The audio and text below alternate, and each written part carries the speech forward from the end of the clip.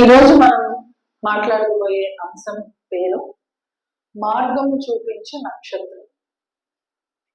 మార్గము చూపించు నక్షత్రం, the star which shows the way.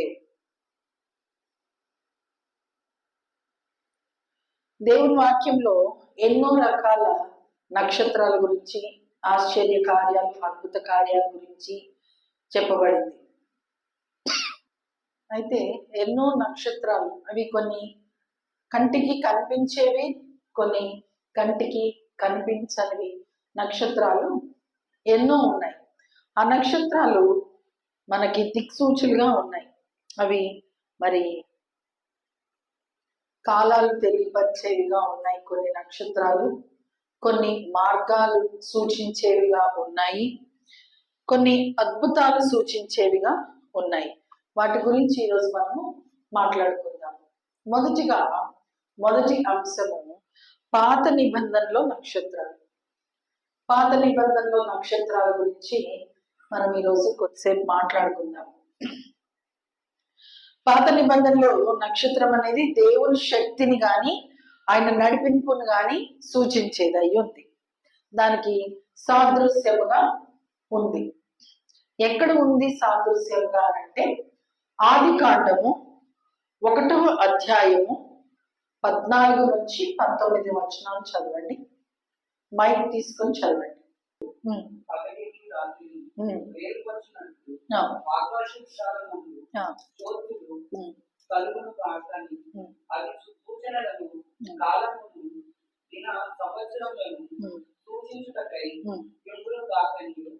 భూమి మీద వెలుగుచుటకు అవి ఆకాశ విశాలమందు జ్యోతులై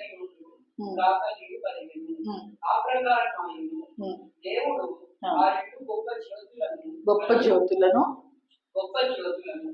అనగా పగటిని ఏలుటకు పెద్ద జ్యోతిని, రాత్రిని ఏలుటకు చిన్న జ్యోతిని నక్షత్రములను చేసెను. భూమి మీద వెలుగునిచ్చుటకును పగటిని రాత్రిని ఏలుటకును వెలుగును చీకటికి వేరుపరచుటకును దేవుడు ఆకాశ విశాలమందు వాటిని ఉంచెను. అది మంచిదని దేవుడు చూచెను. అస్తమాయమును ఉదయమును కలుగుగా 4వ దినము. దేవునికి స్తోత్రం కలుగును గాక. దేవుడు సూర్యుని, చంద్రుని, నక్షత్రాలని చేశాడు. దేనికి సూర్యుడు, చంద్రుడు, నక్షత్రాలు చేయవలసి వచ్చింది అని అంటే, అవి కనుక లేకపోతే దేశము లేదా ప్రపంచము అంధకారంలో ఉండిపోతుంది. పగటికి రాత్రికి తేడా తెలియకుండా అయిపోతుంది. కాబట్టి పగలు ఏలుటకు సూర్యుడిని, రాత్రిని ఏలుటకు చంద్రుణ్ణి, నక్షత్రాలను కూడా చేశాడు. ఈ నక్షత్రాలు మరి ఆకాశంలో చాలా స్పష్టంగా ఉంటాయి. వాటిని లెక్కించుట మన తరం కాదు కదండి. వాటిని లెక్కించుట మన తరం కాదు. ఇవి మనకి దిక్కులను కూడా సూచిస్తూ ఉంటాయి.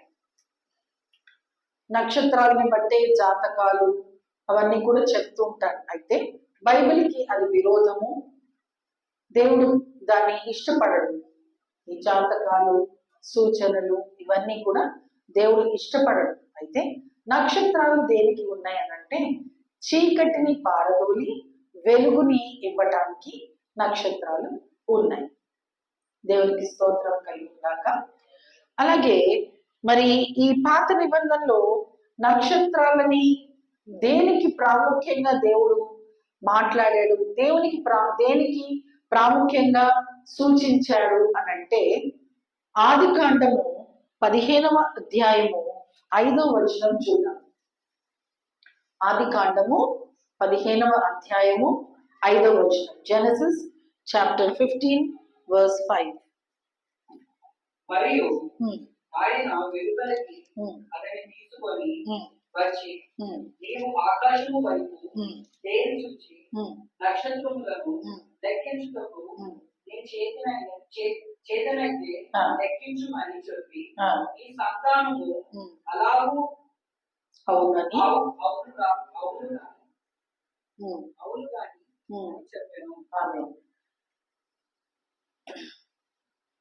అబ్రహాంని దేవుడు బయటికి తీసుకొచ్చి అప్పటికి అతనికి సంతానమే లేదు, వారసత్వమే లేదు. అబ్రహాముకి వారసత్వమే లేదు. అప్పటికి అతనికి 75 సంవత్సరాల ఈడు గలవాడై ఉన్నాడు.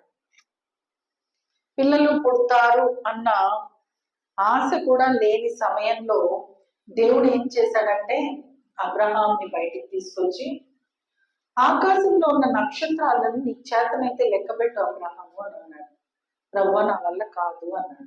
ఎందుకంటే నక్షత్రాలని మనుష్యుడు నరమాత్రుడు ఎవడూ కూడా లెక్కించలేడు. లెక్కించగలుగుతామండి? ట్రై చేయండి ఎప్పుడన్నా. నేను చేశా కానీ నా వల్ల కాలేదు. లెక్కించలేము. ఎందుకంటే ఆకాశం విశాలము, దాన్ని చాపపరుచుకున్నట్లుగా నక్షత్రాలు ఎంతో అందంగా పొందిగ్గా అమర్చబడి ఉంటాయి ఆకాశంలో కదా. దేవుని స్తోత్రం కలుగును గాక. మరి ఆ ఆకాశ నక్షత్రాలను చూడు, నేను నీకు అంత సంతానాన్ని ఇవ్వబోతున్నాను అని చెప్పాడు.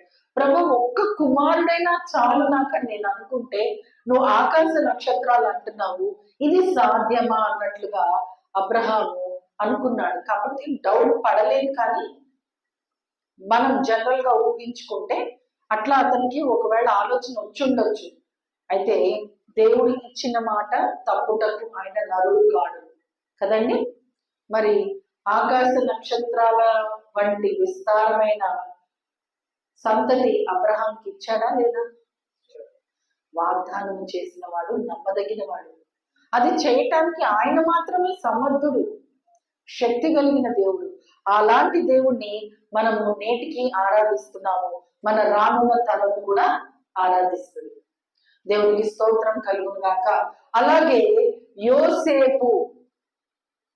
యోసేపు కూడా దేవుడు దర్శన రీతిలో చెప్పాడు.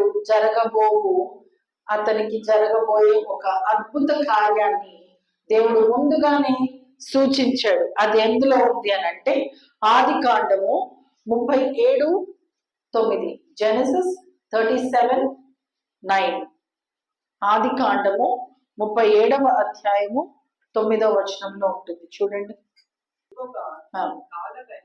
కలకని తన సహోదరులకు తెలియచేసి, ఇదిగో నేను మరి ఒక కలకంటిని, అందులో సూర్య చంద్రులను 11 నక్షత్రములను నాకు సాష్టాంగ పడేనని చెప్పాను.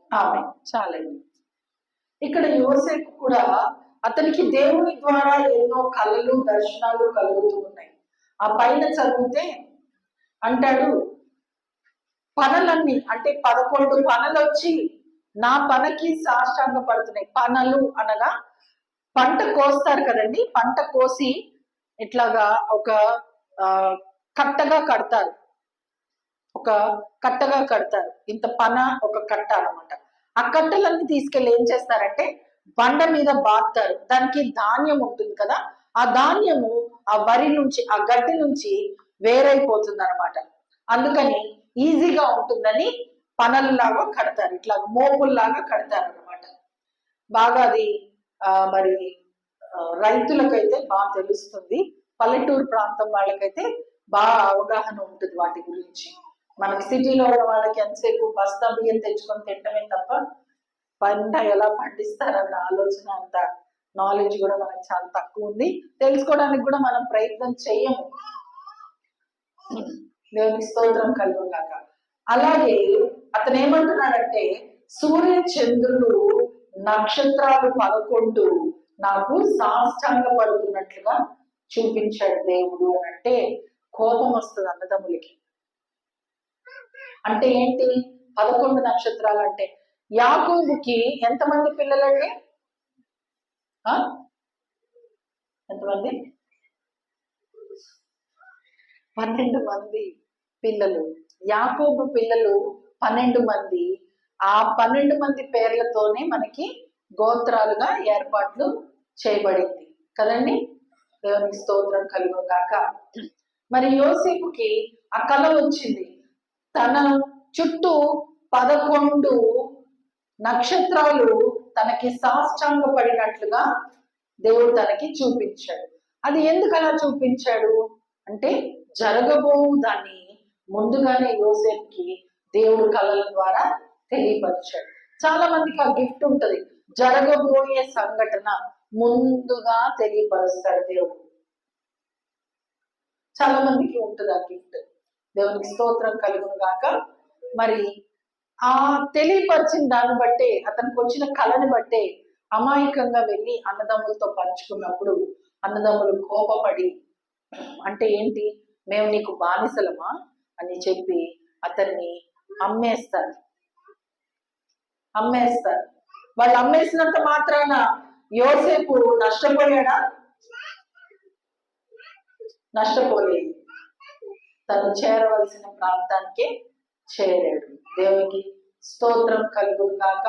దేవుని యొక్క ప్రణాళిక అబ్రహాముతో చేసిన వాగ్దానము తన మనవడు, ముని మనవడైన యోసేపు ద్వారా అది నెరవేరింది. ఏంటి అని అంటే అబ్రహాము ఒకానొక సమయంలో అతను బలి అర్పిస్తాడు. బలి అర్పించిన తర్వాత ఇంకా దేవుని అగ్ని రాలేదని అతను చూస్తూ చూస్తూ నిద్ర వచ్చేసింది అతనికి. కొంచెం అలాగా కునికాడు. ఆ కునికినందుకు దేవునికి కోపం వచ్చి దేవుడు అంటాడు, నీది కాని దేశంలో నీ సంతానము బానిసలుగా బ్రతుకుతారు అని. అప్పుడు అబ్రహాముతో దేవుడు చెప్పిన మాట ఎప్పుడు నెరవేరింది తెలుసా? యోసేపు ఫరో దగ్గరికి వెళ్ళి నివసించడం మొదలు పెట్టినప్పుడు మొత్తం అంతా కరువు సంభవించింది. అక్కడ భోజనం చేయటానికి కూడా మరి యోసేపు తండ్రికి యాకోబు కానీ తన అన్నదమ్ములకి కానీ ఏమీ లేని సమయంలో వాళ్ళు వలస వస్తారు ఐగుప్తుకి. ఎంతమందిగా వచ్చారు తెలుసా అండి? 150 మందిగా వలస వచ్చారు ఐగుప్తుకి. మరి మోషే వచ్చి వారికి విడుదల ఇచ్చి తీసుకెళ్లేటప్పుడు కేవలం కాల్బలమే 6 లక్షల మంది, 150 మెంబర్స్ గా వచ్చారు ఐగుప్తుకి. 430 సంవత్సరాలలోగా ఎంత మంది పుట్టి చనిపోయారంటే 4 దశాబ్దాలు. ఎంతమంది పుట్టి చనిపోయి ఉంటారు? అలా పుట్టి చనిపోయిన వాళ్ళ లెక్క కాకుండానే బయటికి వచ్చిన కాల్బలం, అంటే నడుచుకుంటూ వెళ్లే వాళ్ళ లెక్క మాత్రమే చెప్పారు 6 లక్షల మంది. అది కూడా మగవాళ్ళ లెక్కే. బైబిల్ ఎప్పుడు ఆడవాళ్ల లెక్క చెప్పదండి. ఆడవాళ్ళ సంఖ్య ఎప్పుడు బైబిల్లో రాసి ఉండదు. మీరు ఎక్కడైనా చదువుకోండి, బైబిల్ మొత్తంలో ఎక్కడ మీరు చదువుకున్నా మగవాళ్ళ సంఖ్య మాత్రమే రాసింది. ఒకసారి బైబిల్ మొత్తము ప్రారంభం నుండి ముగింపు వరకు, ఆదికాండం నుంచి ప్రకటన గ్రంథం వరకు మీరు చదువుకుంటే స్త్రీల సంఖ్య లెక్కింపబడదు, కానీ కేవలం పురుషుల సంఖ్య మాత్రమే లెక్కింపబడుతుంది. మరి అంత బానిసత్వంలో ఉన్నప్పుడు కూడా కేవలం నడక ద్వారా వచ్చిన వాళ్ళు 6 లక్షల మంది అంటే గుర్రాలు, రథాలు, మరి ఏనుగులు, ఒంటెలు, వీటి పైన వచ్చిన వారి లెక్క ఇంకెంత ఉందో ఇక్కడ రాయబడి లేదు. దేవునికి స్తోత్రం కలుగుగాక. అంత విస్తారముగా, అంటే దేవుడు చేసిన వాగ్దానం ఉంది కదా, ఆకాశ నక్షత్రముల వలె అని. అలాగా దేవుడు ఆ సంతతిని పెంపొందింప చేశారు. దేవునికి మహిమ కలుగుగాక. మరి ఈ నక్షత్రాలు చాలా ప్రాముఖ్యమైన పాత్రను పోషిస్తున్నాయి బైబిల్లో. అబ్రహాంకి నక్షత్రాలు చూపించి లెక్క పెట్టమని చెప్పటము, యోసేపు కళలో నక్షత్రాలను చూపించటము, దేవుడు ఒక సైన్ గా, ఒక మాదిరి, లేకపోతే ఒక గుర్తుగా నక్షత్రాలని పెట్టారు. దేవునికి స్తోత్రం కలుగును గాక. రెండవ అంశం,